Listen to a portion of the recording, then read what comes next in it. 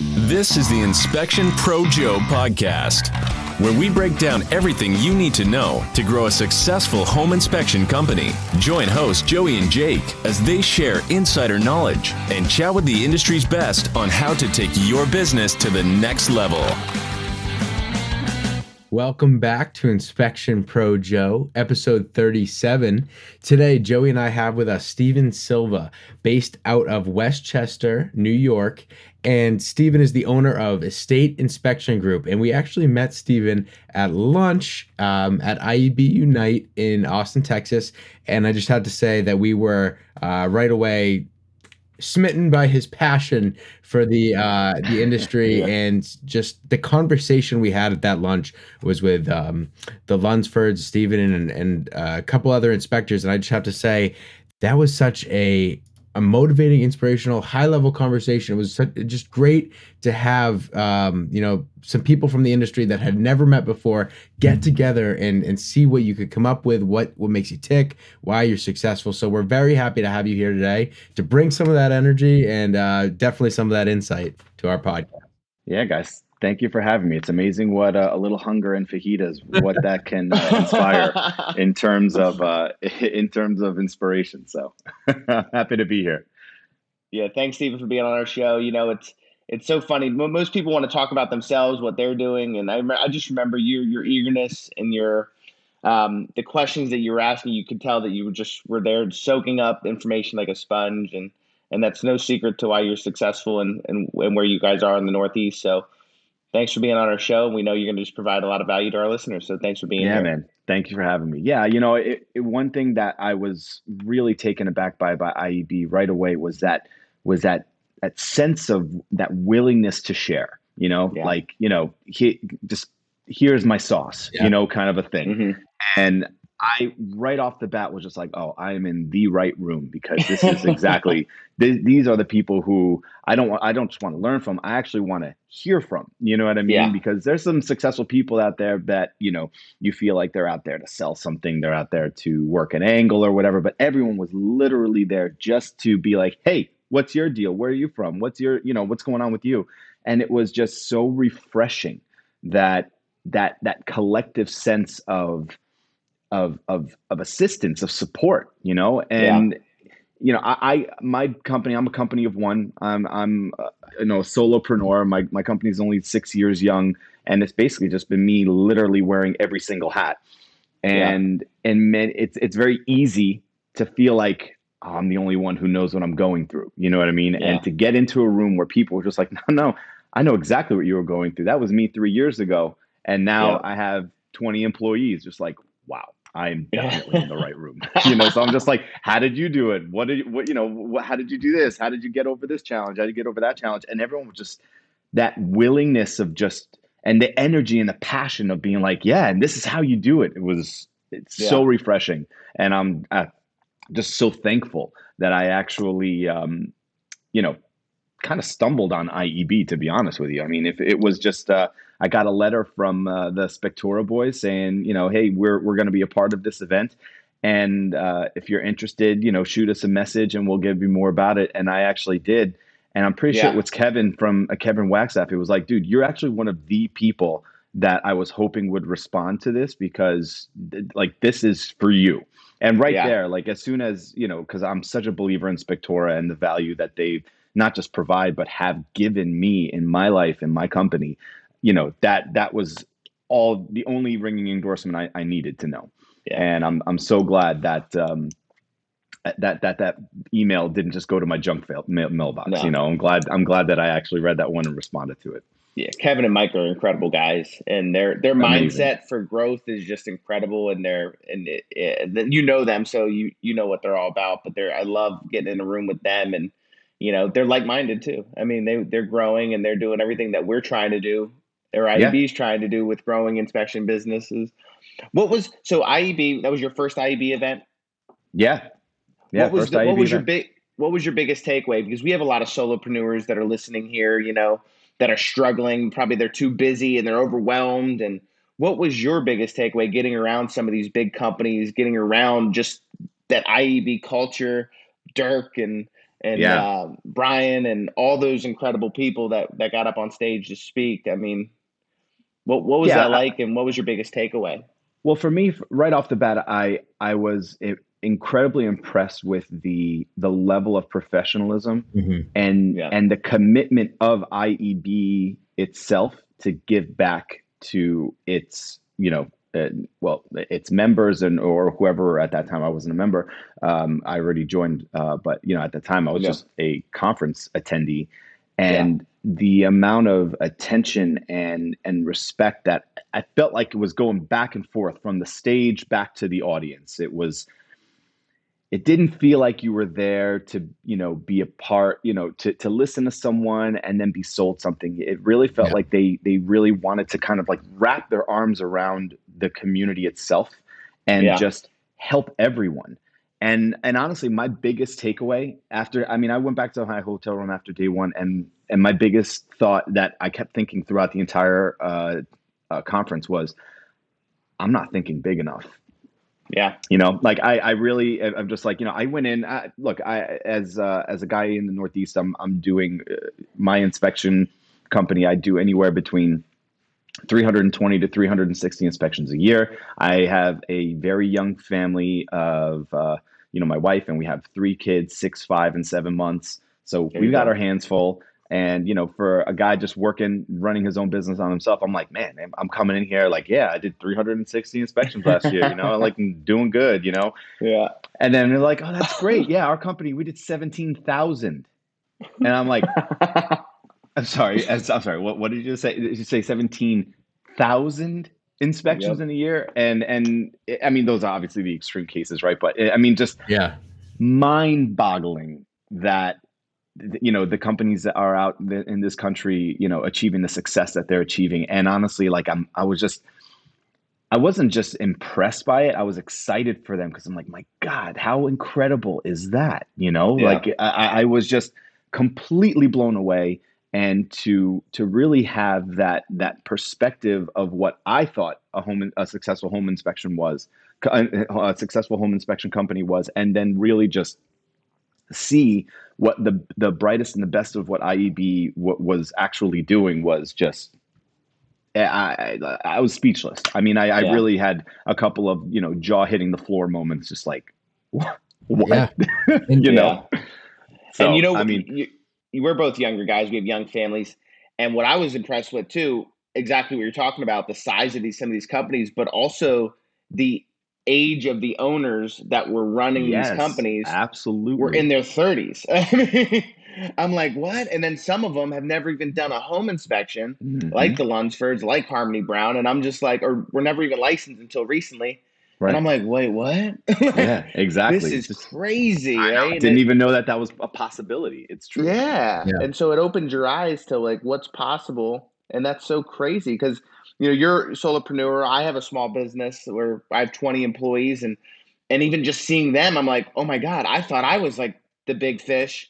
And I was like, I felt like little. I was like, oh my goodness, like 5 Yeah, million is the new $1 million company. it's so true. It's so true. It's so true. But what I also really liked about IEB was that someone's specific success is not a standard, and I think that Yeah. that's really what I was so impressed with, was that while people's successes were celebrated and spotlighted as an example of what things can be, there was no like, well, oh, you only have 10 employees, well, you're not in our club. Yeah. Everyone talked to everyone had such a sense of mutual respect, just because we all kind of are coming from the same struggle Yeah. and have the same challenges, but just different scales. And the fact Yeah. that things were scalable but still relatable, I thought was so refreshing, because you would think, okay, well, that person's not going to want to talk to me, or, that person's just going to, I'm going to come with a question. They're going to think it's so rudimentary and almost silly. And they were just like, no, yeah, talk to me about it, because that's exactly one of the biggest challenges I had in the beginning. And their willingness to just share and really just partake in your inquiries was just phenomenal. I mean, you know what? It's Yeah. home inspection as an industry. I think has historically always been kind of like one of those old boy clubs. You know what I mean? Like to have been a contractor for 30 years to then, be, quote unquote respected in the industry, to, quote unquote know what you're talking about and be the smartest guy in the room.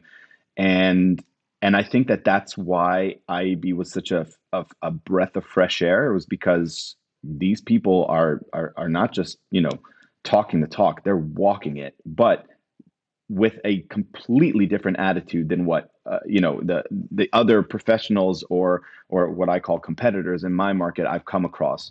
Home inspectors tend to be very cards against the vest type of business owners. Like they don't want to share any secrets, any successes, because you're going to take business away from me if I do.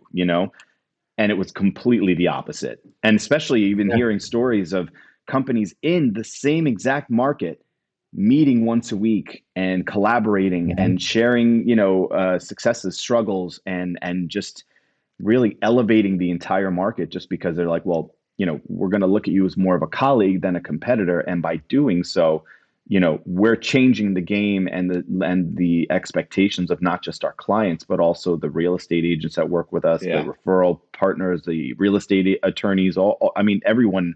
And that in itself, I thought was revolutionary in terms of just coming in and seeing for the first time. You know what? You're exactly right, because I've been going to conferences for a few years now, probably like the last 6 years, home inspection conferences, and there was key players that weren't even necessarily home inspectors. They were like vendors, but they ran the home inspection industry, and you had to use their services and this, and it was kind of like on a higher scale, the good old boys network, that you could never really get to them, because every time somebody would come up and maybe compete against them, they'd knock them down, lawsuits would be filed. So I love that you say that, because IEB is not like that. And what I got from it too, exactly like you did, Steven, was they're trying to give power back to the owners that are actually cultivating these relationships with their agents, with their clients, and saying, hey, these are your clients. You've spent the dollars on them. You spent the time, energy to build that relationship. Why are you handing it off to this other company than to make money on your backs, on your blood, sweat, so you can just make a little bit of profit on a home inspection? Right. That was like huge. I was like, yeah, why can't we be why is that home services company and control that client experience and make that client experience even that much better, because we're in control of it and they're our client to begin with. That's right. It was almost like a foreign language to me but then when I heard it, I was like, that makes so much sense. Why am I partnering up with a whole separate organization, and I'm not involved in the training of those people? I'm not involved in that necessarily that customer experience. Why am I giving that control away and the dollars that come with that away? Right. And you're paying that company to exactly. give them to your clients. So that's the whole rub at the end of the day. Right? Like, crazy. It's insanity. And so that was eye-opening. What do you think, Steve, was your biggest, when you got back home, what's the one thing, or the one thing that you're doing or that you're going to do, implementing in your business, kind of get away from that solopreneur and more of that business owner mentality? Because, like I said, a lot of our listeners are nervous to make that first step. And I know you're empowered by this conference. What's the one thing that you said, I need to do this to start stepping away and start, I mean, I think some of that control. The most direct, walk away idea was that I obviously need to get more guys working for me in terms of getting out there and doing the inspections. And obviously, I think that's just the biggest step that needed to be taken. For right now, what I'm struggling with in the short term is actually still carving out the time to actually dedicate my time back to this buildup. You know what I mean? This training, this put back into my business. Because I'm, like we were talking in the pre-show, it's such a crazy time of the year for us. For you, obviously, the spring, summer is always a busy seasons, right? And especially with how the market conditions are here in the Northeast, it is just it's like nothing I've ever seen before, and really just trying to keep up with the demand, maintain those referral partner relationships, so that way I don't have to keep saying no to them or saying, hey, I'm booked out a week, figuring out ways to make myself available to keep, fostering those relationships while still seeing, the moment that my 7-month-old starts to crawl, there's a big juggling balance act going on in a state inspection group at the moment. But I think it's one of those things that I would imagine if not all IEB members, when they first started, kind of prioritizing that and making it okay to say no to certain, business functions to dedicate time to the IEB process. I'm trying to be gentle on myself with that, but the entrepreneur in the back of my head's like, you got to get this going. You know what I mean? But it is. I'm trying to be as patient with it as possible because I know that it will happen because I'm going to make it happen.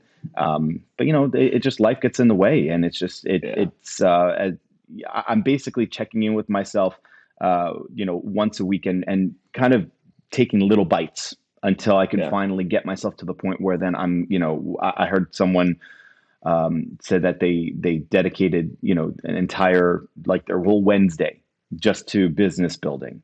And, I think that that's something that I'm going to need to get myself to get to the point at.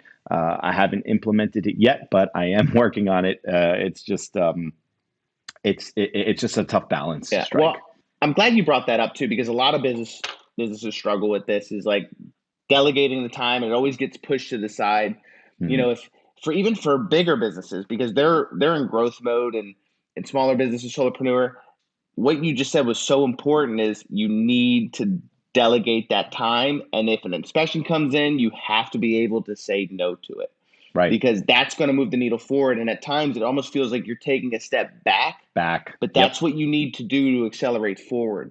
And nothing gets in the way of that. Because I struggle like that, even having like a little bit bigger business, is, we pushed that our leadership meeting off to the side. Well, that leadership meeting is going to move the needle forward, where answering a phone call doesn't move the needle forward. Correct. That time is so valuable. And our last guest, Christy Mass, was on, and she was like, we used to do that same thing too, where we'd push it off to the side, push it off. And now we say no to things. If it's coming in on that time, it's an automatic no. It's a no. And but that's hard for business owners, not just the solopreneur, but the people that are running multi-inspector firms.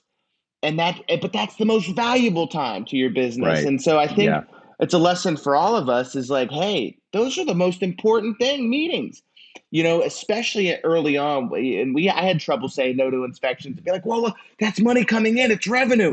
I need it. It's busy season. If I say no, I'm going to lose. And that's such small thinking. That isn't big picture thinking. Correct. And I think what you're talking about, Steven, that's the hardest thing to do when you're the one out doing the inspections, you're doing the marketing, you're doing the accounting. That it almost takes a back seat, when really that should be the first seat. It should be the front seat. It should be the number one seat. But like even like kids, we have trouble saying no to things, and we need to be able to filter those things out. So I'm glad you brought that up, because you're not the only one struggling it. It's a struggle. Christy was struggling with it until she got, serious about it. And that's it's a struggle that I was anticipating, because even just, asking the people who have been in IEB for years and how they did it, the main common underlying theme that I heard from multiple different people that I spoke to said the hardest time is going from a single solo inspector firm to hiring your second guy. It's also difficult to go from a 2-inspector firm to a 3-inspector firm. And then they said, basically, after that 4th or 5th gets added on, then things get easier, because you already kind of have a sense of experience. You've been there, done that, tripped over there, know how to jump that hurdle so it doesn't trip you up. And this is the toughest growth period. You know what I mean? So that's what I meant when I said, like, I'm trying to be as gentle on myself as possible, just because in your head, you're like, yeah, well, it's doable, so I'm going to do it too. Other people did it. I'm going to do it too. And, then when life happens and things don't happen to that perfect incubator, perfect case scenario situation, and you start to have these roadblocks and diversions, at least I know I'm on the right path and that these are normal struggles to deal with. And that's why I'm giving myself that little bit of a, you need to sleep too. You need to spend time with your family too, kind of a thing, because the entrepreneur in me is just like, you're not doing it fast enough, Yeah. No, exactly. Well, it's great to have that mindset. Because at the end of the day, So- I understand that it's, as the sooner that we get certain things into place and the sooner that we achieve that growth, in theory, the easier certain things will become. And that's the incentivizer. That's the carrot on the stick to be like, the juice is worth the squeeze, get squeezing. You know what I mean? Yeah, exactly. But it's just one of those things that also, I'm a big firm believer in balance. I mean, at the end of the day, my dad was a European immigrant that came over to the States, started his own masonry subcontracting business, and achieved great success. He was an absolute master mason, and he always said, running his own business too, with a crew of at some points up to 40 guys, he was just like, when you run your business, you have to view yourself as a juggler. Every single ball in the air needs attention. And if you pay too much attention to certain balls, the other ones are going to drop. And then you're going to spend more time bending over to pick them up instead of just giving each one the care and attention that it needs while they're all up in the air. But that requires focus, that requires discipline, and that requires you to continue to, keep your eye on the ball, so to speak, So yeah. He was just one of those guys that just saw things in a very simple, old school way, and just like there's really no secret to success besides just hard work. It's not just going to happen. You know what I mean? The only things that just happen is someone winning a lottery. You know what I mean? That happens like that.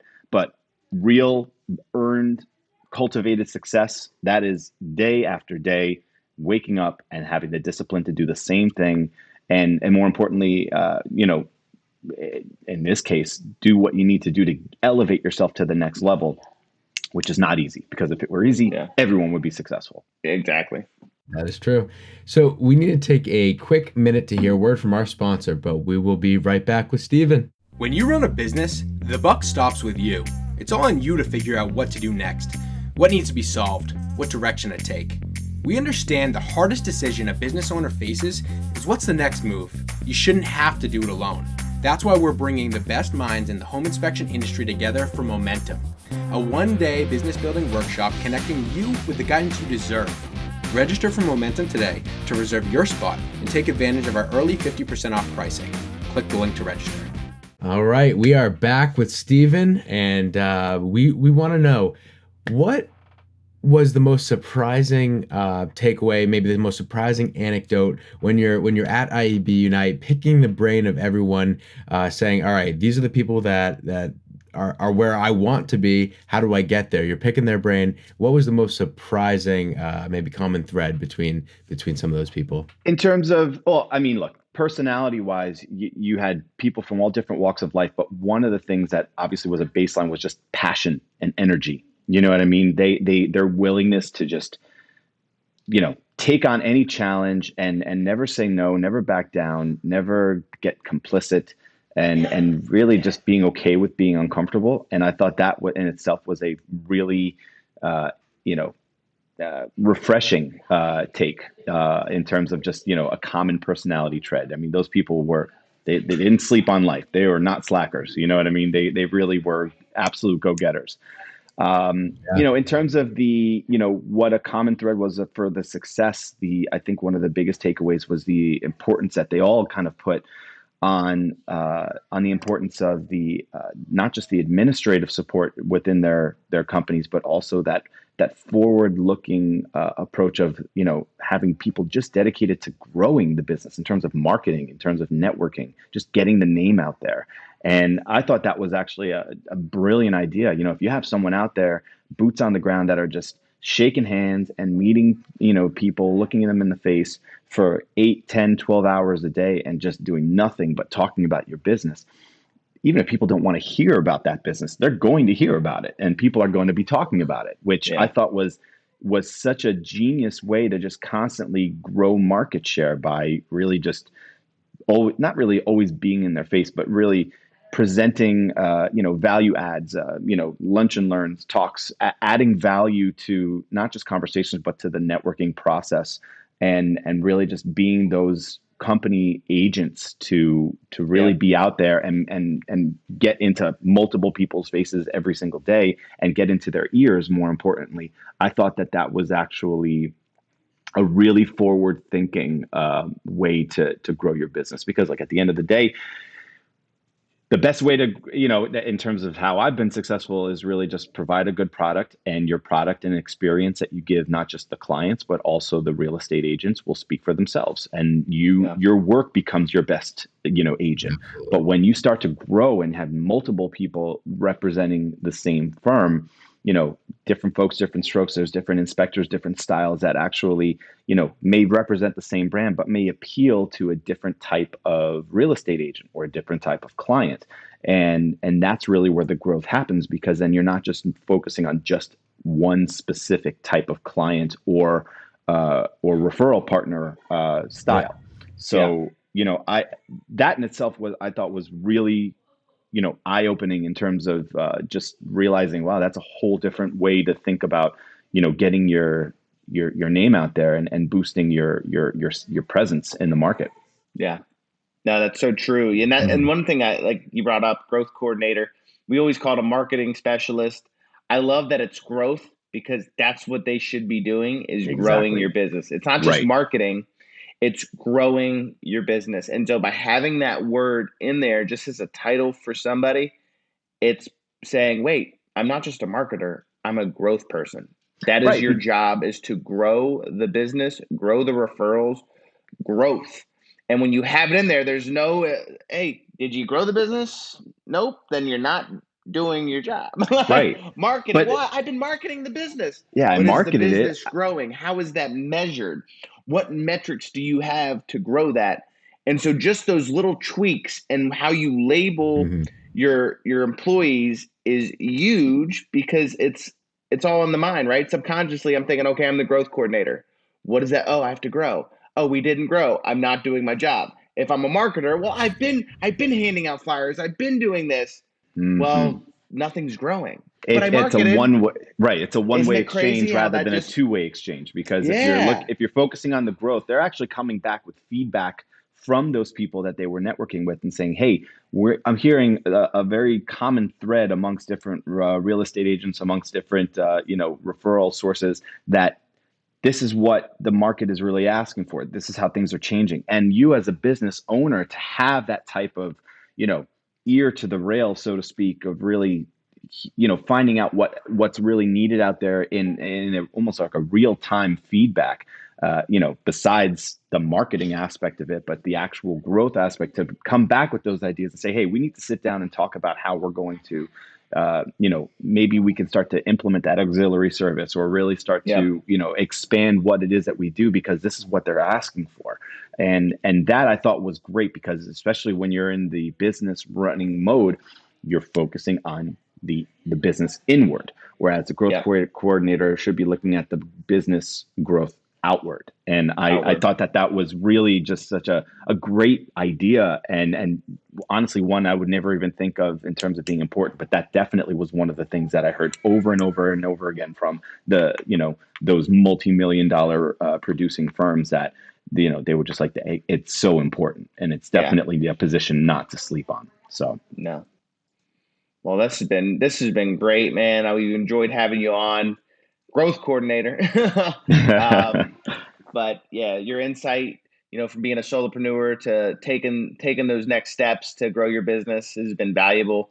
I'm sure a lot of our listeners are gonna, say, oh my God, if I'm not part of an organization that's growing or helping grow inspectors, you need to be, or you guys need to have a mentor or somebody that you can look to grow, help you grow your business. Again, this is a business podcast. So if you're listening and you don't want to grow, well, thanks for listening. But, this is really for those who want to take that next step and want to grow their business, and want to elevate our industry for the best. So, Steven, really appreciate you coming on today, taking time out of your busy schedule. Thank you so much. No, it's my pleasure, guys. Thanks again. It was a lot of fun. Really looking forward to the next one. Yeah, man.